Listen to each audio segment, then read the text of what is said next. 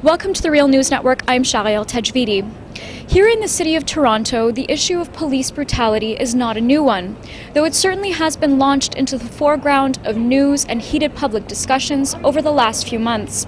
Sparked by the shooting death of 18-year-old Sami Yatim at the hands of a Toronto officer last July, the issue of police conduct remains in the spotlight as the province of Ontario prepares to expand the use of tasers for police as an alternative to guns. Equipping frontline officers with CEWs could increase community safety and save lives. Today, I am announcing that the Ministry will be giving police services the ability to make their own deployment decisions when it comes to CEW use. On September 24th, the Mental Health Subcommittee of the Police Board held a public hearing to discuss the wider deployment of tasers, which have until this point been restricted in Ontario to use by supervising officers. The board has not yet made a decision, and at Tuesday's deputations, opponents rallied in front of City Hall, then joined many inside the council chambers to challenge the proposal. Public consultations this week is an opportunity for Toronto Police Services to listen to the legitimate complaints and fears of people, especially those of us who are marginalized and more vulnerable due to race, poverty, and disability. We have to disarm.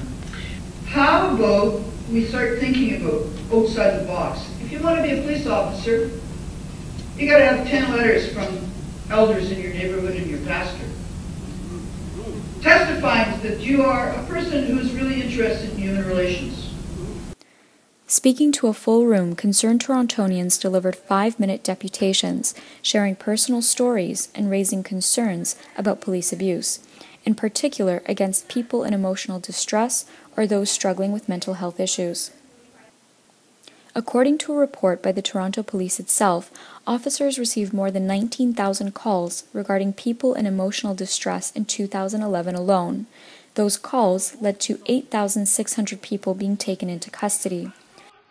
Speakers at the hearing expressed concern about police reluctance or failure to resort to de-escalation tactics, relying instead on arms in tense situations. It is our view that the proposal to arm police with tasers runs counter to what is required for safer communities and better police relations with the public that they serve.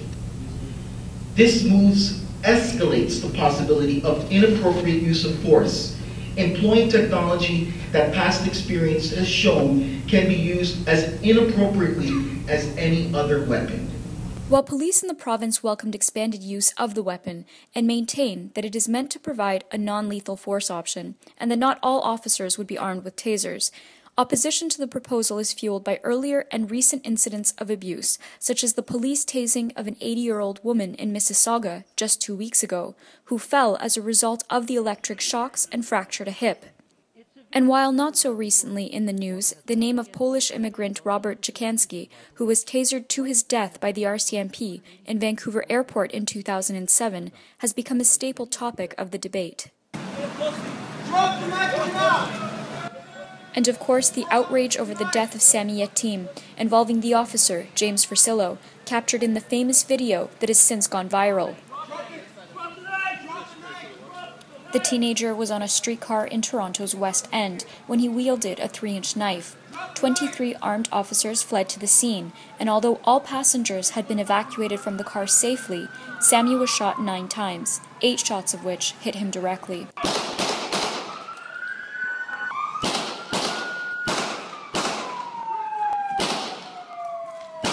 Forcillo, who did not have the authority to use a taser, then called on a senior officer who tasered Sami after he was already lying on the ground. What followed were several palpable weeks in Toronto, where a vigil, rallies, and press conferences were held in response to the teen's death and the system that allowed for the incident to occur. Toronto lawyer Peter Rosenthal, who represents families affected by police violence, was also among those who spoke out in the wake of Sami's shooting. At Tuesday's Taser hearing, he sat down with the Real News to elaborate on the view that further arming the police is not a path to saving lives. A taser, 2 darts shoot out at the victim. If one of those darts lands in the eye, that could be a serious problem, obviously. Even if they don't land in the eye, if they land in other parts of the body, which they must do in order to be effective, they're like fish hooks. And if they get deeply embedded in the body, it's a non-trivial wound. What the police really need to do in dealing with people is talk to them more.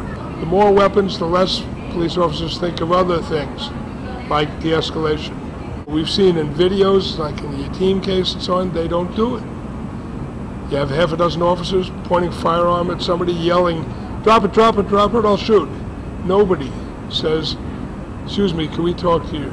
A group by the name of Disarm Toronto Police, who also spoke at Tuesday's Taser hearing, has been vocal about the deeper issues of political and police culture, which allow aggressive police conduct to perpetuate and end in tragedy. The police itself needs to be de-escalated. Its macho, vindictive, us against the world, guardians of justice, self-mythology needs to be brought down many, many notches. The issue here is that you can't just change that culture by giving them technical weapons. It's not a technical problem. We need less officers on the street. We need people to treat each other as human beings. And that's not going to happen. This isn't a technical problem, and no one really believes that arming, all this is in a time of austerity, is moving of money, public money, into a security apparatus.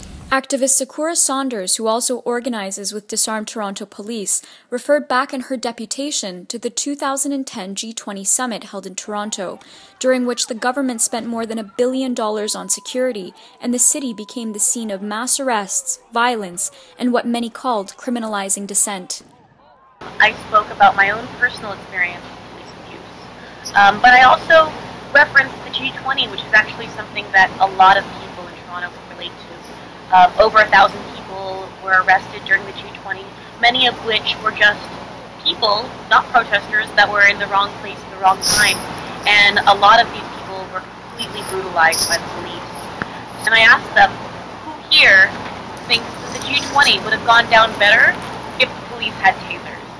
And I looked around and not anyone had their hand up. And there was a number of police officers there too. Not even the police think that the G20 would have been any better. If you compare getting tased to maybe getting shot, it seems like a taser is probably less likely to kill you. But in any non-shooting situation, a taser seems pretty much like the worst. The Toronto Police Services Board will be voting on the further deployment of the weapons at a later time this year. And while law enforcement agents applaud Ontario's position and continue to market tasers as a lesser evil, the critiques about deeper issues of police behavior are resounding. For the Real News Network, Outrage, Toronto.